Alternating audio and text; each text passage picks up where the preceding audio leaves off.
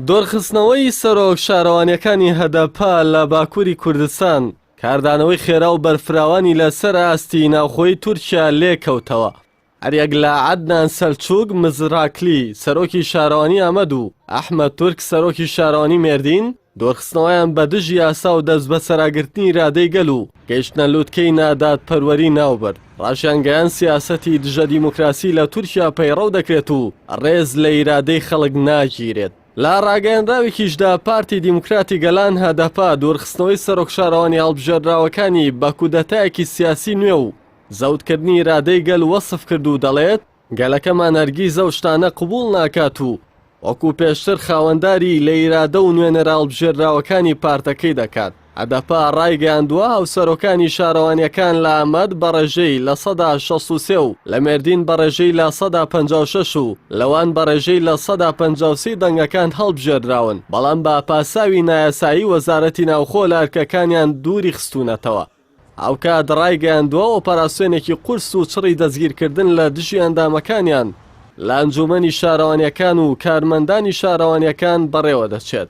هاوکات سەزای تەمەلی هاوسەرۆکی هەدەپا لە کۆنگرێکی ڕۆژنامەوانی دایێرش بۆ سەر هەدەپەی بەێرش بۆ سەر گەلانی تورکیا و دیموکراتی ناوبرد. داوای یەکڕێزیشی لەلایەنەکانی تورکیا بۆ ڕوبەڕووبوونەوەی ئەو سیاسەتە کرد.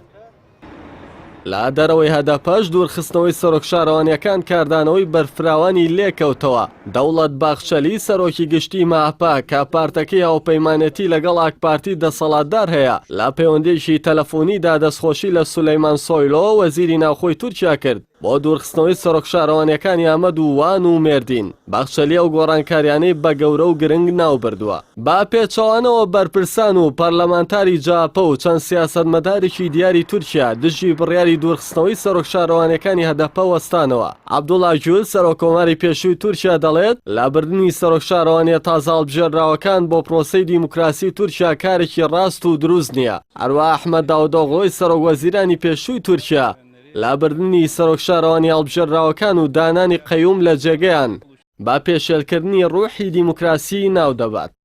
هاوکات ئەکرەم ئیمامۆغلۆ سەرۆک شارەوانی ئیستانبوڵ ڕایگەیاند دۆرخستنەوەی سەرۆکی شارەوانیەکانی دیاربەکر و وان و مێردین کە لە هەڵبژاردنەکانی سیوێکی ئازاردا بەدەنگی خەڵک هەڵبژێردراون لەبەر چاونەگرتنی ویست و ئیرادەی گەلە و قابیلی قوبوڵکردن نییە. تون سۆیر سەرۆکی شارەوانی ئیزمیریش هەڵوێستی هاوشێوەی نیشاندا و دۆرخستنەوەی سەرۆک شارەوانەکانی بەکارێکی نادروست ناوبردووە.